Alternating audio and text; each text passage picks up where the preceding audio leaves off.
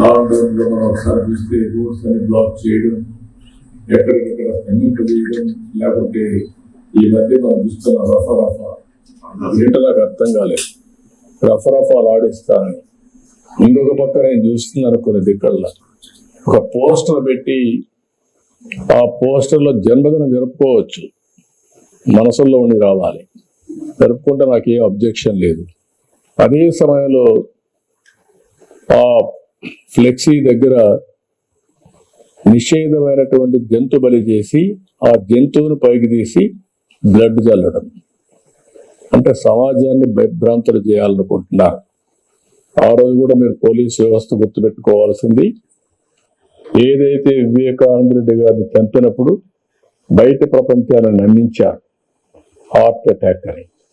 అందరం నమ్మితే 2 రోజులకు నెక్స్ట్ ఈవినింగ్ నెక్స్ట్ మార్నింగ్ కి రివర్స్ చేశారు. అంటే ఒక నేరస్తులు నేరాలు చేసి ఆ నేరాలు వేరే వాళ్ళపై నేయడమే కాకుండా ఓసారి దానికి ఎల్బీ కూడా క్రియేట్ చేసుకుంటారు. వీళ్ళు నేరాలు చేస్తారు, అప్పుడు ఎక్కడో ఒక విఐపి దగ్గర ఉంటాడు. అంటే నేరం జరిగినప్పుడు వీటి మీద కేసు పెట్టలేకుండా చేసే తప్పుడు పనులు ఇవన్నీ. అవన్నీ వాళ్ళు ఎన్ని చేసినా మీరు ఒక్కటే గుర్తుపెట్టుకోవాలి, దొంగతనం చేసేవాడు కానీ, నేరాలు చేసేవాడు కానీ, ఘోరాలు చేసేవాడు కానీ ఎవిడెన్స్ లేకుండా తప్పించుకోలేడు. వాడు మనకంటే ఇంటెలిజెంట్ అయితే వాడు కేసు తప్పించుకుంటాడు, వాడికంటే మనం ఇంటెలిజెంట్ అయితే అక్కడనే పట్టుకొని ఇనిషియల్ స్టేజ్లోనే అరికట్టే పరిస్థితి వస్తుంది. ఇది నేను ఇప్పుడు చెప్పడం కాదు, పోలీసులకి డీజీపీ గారు కూడా చాలా సార్లు మాట్లాడుతున్నాం. ఆ విషయం మనం ఇటీవల కాలంలో 3-4 ఇన్సిడెంట్లు జరిగాయి. బంగారుపల్లిలో ఒక ఇన్సిడెంట్ జరిగింది. గుంటూరులో వాళ్ళ వెహికల్ కింద ఒక అతన్ని వేసి తొక్కించేసి వారుగా వారేసిపోతే తర్వాత అంబులెన్స్ లో వీళ్ళు వేసిపోయి ప్రాణం కాపాడలేకపోతే మళ్ళీ వాళ్ళ బంధువులు పిలిపించి పోలీసులు అంబులెన్స్ లో పెట్టి అంబులెన్స్ చంపేశారని చెప్పి నేరం మన మీద వేసే పరిస్థితికి వచ్చారు. ఇలాంటి ఆటలు సాగనీయం, ఫర్మ్గా ఉంటాం. నేను ఒకటే చెప్తున్నా, ఎవరైనా సరే వాళ్ళ పని వాళ్ళు చేయనండి, నాకే అబ్జెక్షన్ లేదు.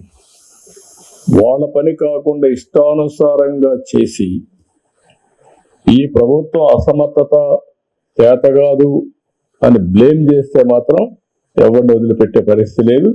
పోలీసులు డ్యూటీ పోలీసులు చేస్తారు. ఎవరైనా సరే ఒక పద్ధతి ప్రకారం ఉండాల్సిన అవసరం ఉందని చెప్పి కూడా మరొకసారి పోలీసులందరికీ విజ్ఞప్తి, రాష్ట్రం మొత్తం పోలీసు వ్యవస్థకి విజ్ఞప్తి చేస్తున్నాను.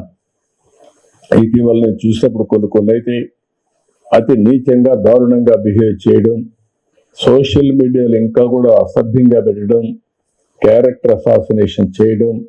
నేను ఒకే మాట చెప్పాను, ఎన్డీఏ పార్ట్నర్స్ ఎవరు కూడా పెట్టాం. నేను ఎవరన్నా ఎన్డీఏ పార్ట్నర్స్ కూడా నాకు అది ఆమోదయోగ్యం కాదు.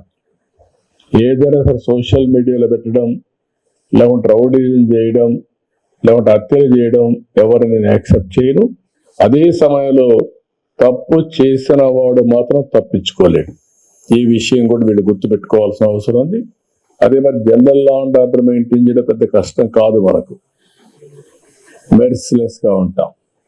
రాజకీయ ముసుగులో ఉండి నేరాలు చేస్తే మాత్రం అది ఎట్టి పరిస్థితుల్లో యాక్సెప్ట్ చేయమని చెప్పి కూడా నేను మీకు తెలియజేస్తున్నా. ఈ విషయంలో పోలీస్ వ్యవస్థ గట్టిగా ఉండాలి, మెసేజ్ కరెక్ట్ గా ఉండాలి. అదే మరి నేరం జరిగిన తర్వాత మనం వ్యవహరించే తీరు చాలా ఇంపార్టెంట్. ఒక 4-5 కేసుల్లో గట్టిగా ఉన్నాము అనే పరిస్థితి వస్తే రాష్ట్రం మొత్తం సెట్ అవుతారు. ఒకప్పుడు దేవాలయాలపై దాడులు, ఎక్కడికక్కడ గందరగోళం, దొంగతనాలు ఇవన్నీ పోయినాయి.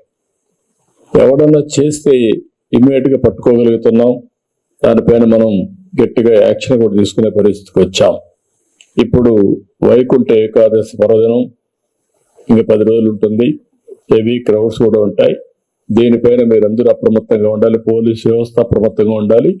టీటీడీ కూడా ఇన్స్ట్రక్షన్ ఇస్తున్నాం.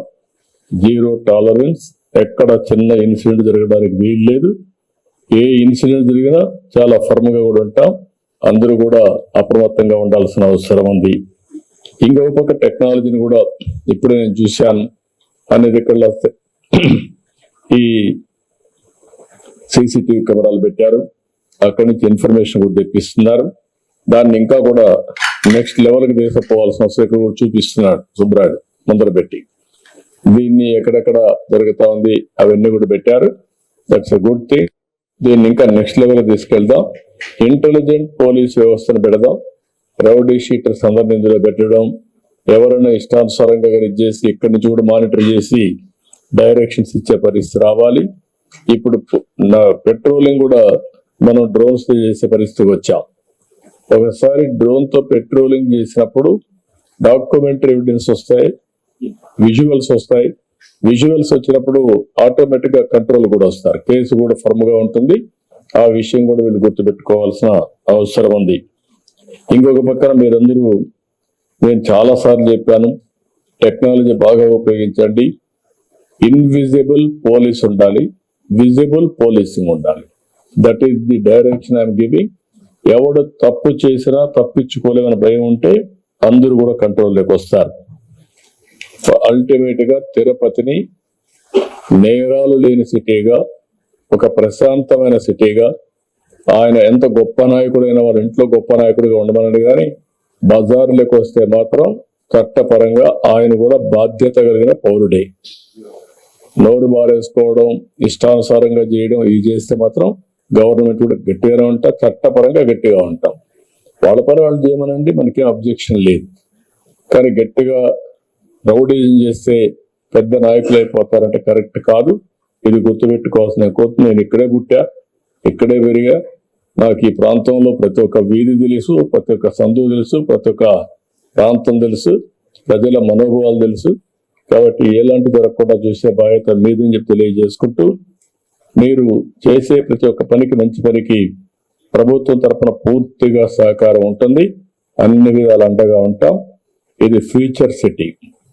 ఎందుకు ఫ్యూచర్ సిటీ అంటున్నానంటే, తిరుపతి ఇప్పుడు విశాఖపట్నం ఆల్ ఐటీ కంపెనీస్ అన్ని వచ్చాయి.